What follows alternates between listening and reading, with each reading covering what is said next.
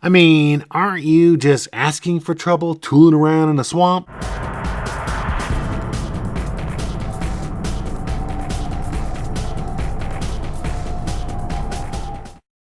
Hello and welcome to yet another episode of Kevin's Commentary on Comics. Now we've got a bit of a weird one today where Spidey enters a mystical world full of swamp gases and wizards and marshly monsters. Marvel Team Up number 68. The Measure of a Man. Published April 1978. Writer Chris Claremont. Artist John Byrne. Inker Bob Wiacek. Wiacek? Not sure. So we open up on this one with the Man-Thing lunging at Spider-Man in the swamp, kind of like he was in the cover, but psych! Turns out the Man-Thing is in some sort of environmental tank. A quick flashback shows Peter and MJ enjoying the circus, seeing the Man-Thing in his tank and on display. Well, now that didn't sit well with our hero, so he came back later in the night, goes to the circus to rescue the Man-Thing. He gets temporarily stopped by a security guard, but that guard appears to be a fan, so he basically just lets Spidey take the Man-Thing, tank and all. Now he somehow manages to carry the tank in the middle of the night to, I guess, an airport? Because, the next thing we see is him flying to Florida Everglades, courtesy of Kirk Connors, somehow. So let's get this straight. Spidey carries the Man-Thing habitat to Connors' home or lab or wherever. Again, this is in the middle of the night. And then he must have carried the tank to the airport to fly out the next afternoon, which is what the caption says. The caption says this is the next afternoon. So I still have a lot of questions. Did Pete stay there the whole time as Spidey? Or did he go home and maybe get some sleep, maybe a shower? I would imagine he sweats a lot in a full bodysuit, swinging around all over the place. And these people flying Spidey and the Man-Thing, they seem fairly unfazed by it, and I don't know how they arranged all this, how they loaded into the plane. That plane looks pretty small. Does it really support this tank? There are a lot of logistical questions that are just unanswered here, and I suppose it's a good thing in comics when you can transport time and space by simply going from one panel to the next. So anyway, just as they are approaching their destination, something fries an engine on the plane and they go down.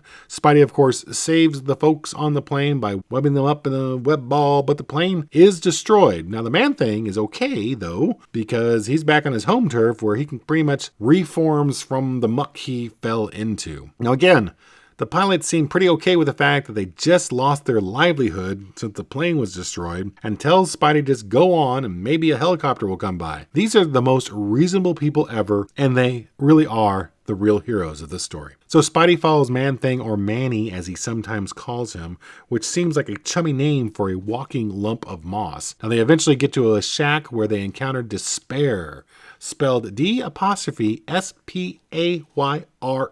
Now honestly, that's a pretty cool name, and he has a pretty cool look. Simple, but still cool. Now, it turns out that the shack that Spider-Man sees is really this big tower that only the Man-Thing can see. There's an old man and his daughter tied up in front, but that's what it looks like in real life, I guess. This old guy is Dakim, D-A-K-I-M-H, Dakim the Enchanter, and his disciple, Jennifer Kale. Now, I'm only assuming these are two regulars of the Man-Thing book, who had a 22-issue run from 1974 to 1975, or 75 to 76. I've never really read it, and I'm honestly thinking it might be a fun read. Anywhoops, the wizard and his hot babe are prisoners, and Spidey intends to free them, which turns out to be a big mistake. Despair lives up to his name and infuses a deep fear into the very soul of the people he touches, which is actually an even bigger problem for the Man-Thing, because as we know, whatever knows fear burns at the Man-Thing's touch. So we have a supervillain who incites fear into people, and a mystical muck monster who burns things that know fear, ergo the Man-Thing is burning himself. Ouch. Now Spidey struggles to recover from Despair's fear touch, and Dakim,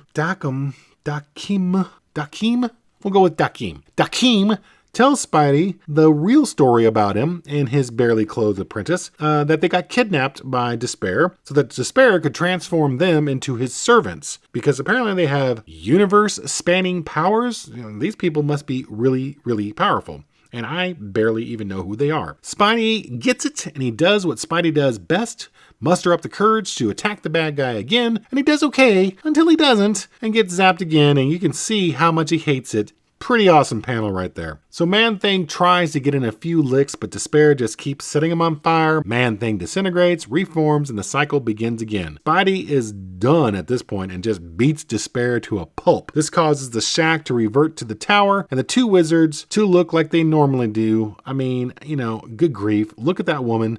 Literally, she's wearing an armored bikini. Ah, the 70s. They blast the tower to shards, and Spidey is left there with Man-Thing, wondering just what the heck happened. So I'm Kevin, and that was my commentary. This was a bit of an offbeat issue, and I'll admit I almost didn't include it in this run of my Marvel team-up reviews, but after reading it again and just seeing the fantastic artwork by Byrne, I had to keep it in here. I mean, Man-Thing is not the easiest beast to draw, but as usual, Byrne nails it. And like I said earlier, his rendition of Despair was off the charts. Now, actually, this was Despair's first appearance, so he is a 100% creation of Claremont and Byrne. Claremont used Despair again in X-Men 144, but this was after Byrne had left the book. I guess these writers really like to reuse the stuff they create, don't they? Hey, it makes sense. Now, if you have any thoughts about this issue or on the Man-Thing himself, let me know. Should I go back and check out his mid-70s series, or is there a better run? Now, I see Man-Thing's had a few series over the years. I know other than a guest star in somebody else's book, I've never read any of his solo stuff. So,